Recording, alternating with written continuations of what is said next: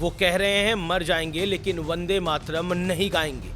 और यहाँ हम 2 दिन से संसद में सुन रहे हैं कि वंदे मातरम के टुकड़े इसलिए किए गए ताकि इसमें शामिल कथित सांप्रदायिक शब्दों से कोई आहत ना हो। लेकिन जिनके आहत होने का डर था वो तो अब भी 150 साल पीछे ही खड़े हैं। माँ की वंदना, मातृभूमि की वंदना इसलिए होती है क्योंकि इस धरती का, इस देश की मिट्टी का हम पर एक कर्ज है और हमारा एक फर्ज है। और किसी को थैंक यू कहने से कैसा परहेज।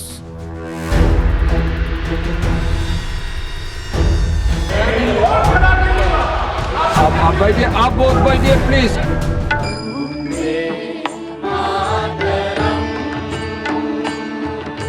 नमस्कार व्यूअर्स, मैं हूं अमीश देवगन। सत्य और तथ्य में आज बात होगी सोच की।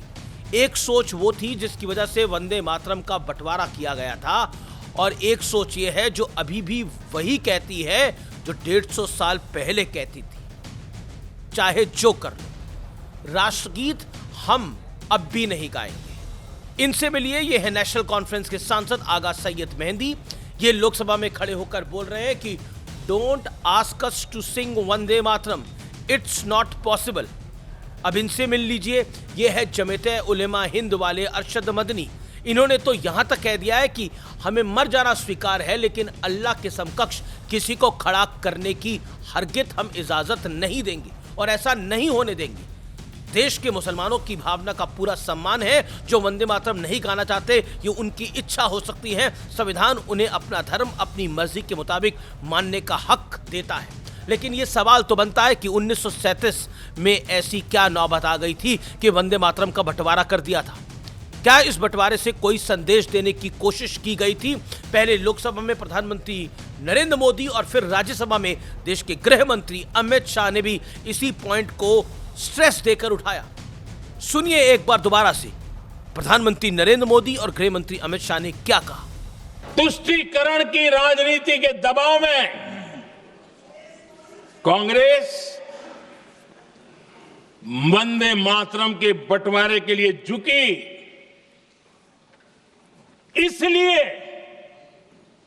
कांग्रेस को एक दिन भारत के बंटवारे के लिए झुकना पड़ा। 50वें पड़ाव पर वंदे मातरम को सीमित कर दिया गया।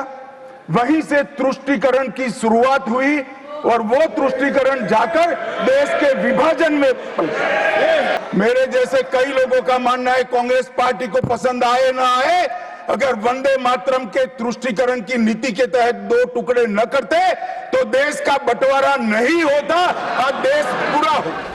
जिनके लिए वंदे मातरम का बंटवारा किया गया उन्हें राष्ट्रगीत में आज भी कोई दिलचस्पी नहीं है।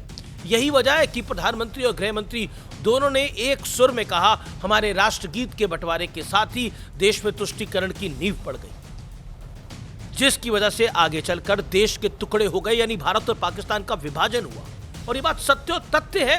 अगर वंदे मातरम के टुकड़े ना होते शायद तो देश का विभाजन में नहीं होता, क्योंकि मुस्लिम लीग के आगे तत्कालीन कांग्रेस या फिर कहें तो पंडित नेहरू के साथ साथ कई और कांग्रेसी झुक गए थे। क्योंकि जिनके दबाव में वंदे मातरम को तोड़ दिया गया था, उन्हीं के दबाव में एक दिन वो भी आया जब भारत माँ के 3 टुकड़े कर दिए गए, यानी मुस्लिम लीग और जिन्ना। और इतिहास गवाह है कि 1937 में जिस कमेटी ने वंदे मातरम पर फैसला लिया उसकी अध्यक्षता पंडित जवाहरलाल नेहरू कर रहे थे, और फिर जब देश का बंटवारा हुआ तब भी पंडित नेहरू के पास ही देश की कमान थी। इसी को आधार बनाते हुए गृह मंत्री अमित शाह ने मंगलवार को नेहरू गांधी परिवार पर बहुत बड़ा आरोप लगा दिया। उन्होंने कहा कि वंदे मातरम का विरोध पंडित नेहरू के दौर से शुरू होकर आज तक जारी है। इंदिरा गांधी ने वंदे मातरम कहने वालों को जेल में डाला। प्रियंका वाड्रा ने सोमवार को लोकसभा में कहा, वंदे मातरम पर चर्चा की कोई आवश्यकता ही नहीं थी। गृह मंत्री शाह ने कहा कि गांधी परिवार के एक मुख्य सदस्य लोकसभा में चर्चा के लिए मौजूद ही नहीं थे। वो राहुल गांधी की ओर इशारा कर रहे थे। लेकिन सुनिए अमित शाह ने क्या कहा। वो वंदे मातरम के महिमा मंडन करने के लिए जब लोकसभा में चर्चा हुई, गांधी परिवार के दोनों सदस्य नदारद थे, 2 में से एक भी। अमित शाह ने एक और बड़ी बात कही कि जब भी वंदे मातरम गाया जाता है तो मैंने देखा है कि कई सदस्य सदन छोड़कर चले जाते हैं, लेकिन बीजेपी का एक भी सदस्य ऐसा नहीं करता है। गृह मंत्री अमित शाह ने अपने दावों को विपक्ष की मांग पर बकायदा सत्यापित भी कर दिया। उन्होंने विपक्ष के उन सांसदों के नाम और तारीख और वीडियो लिंक राज्यसभा चेयरमैन को लिखी चिट्ठी में उपलब्ध करा दिए।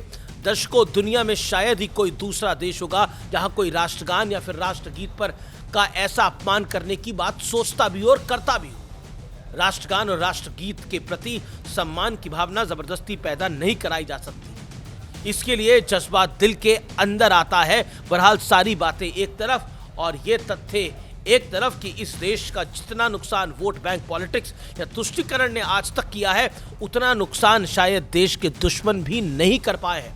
बाहरी मोर्चों पर लड़ना आसान है, लेकिन घर में अलगाववाद की आग से देश को बचाए रखना बड़ा मुश्किल है। इस अलगाववाद की आग से अगर देश को बचाना है तो बहुत जरूरी है कि देश की नई पीढ़ी को, यानी देश के जेनजी को इतिहास के सच्चे पन्नों से रूबरू कराया जाए। आज के इस वीडियो का मकसद भी कुछ यही था। मैं चाहता हूं कि इस देश की युवा पीढ़ी, इस देश की यंग जनरेशन जरूर इस वीडियो को पढ़े, इस वीडियो को देखे और ज़्यादा से ज़्यादा उस जनरेशन तक ये वीडियो पहुंचे।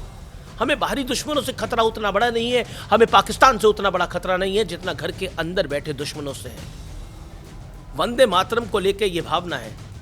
भारत के संविधान में तो माँ बाप के चरण स्पष्ट करना भी नहीं लिखा, तो करना छोड़ देंगे क्या हम? इसी सवाल के साथ मैं आपको यहाँ पर इस वाणी को विराम देता हूँ। सत्य तथ्य में फिलहाल इतना ही, लेकिन इस वीडियो को ताल ठोक के शेयर करिएगा।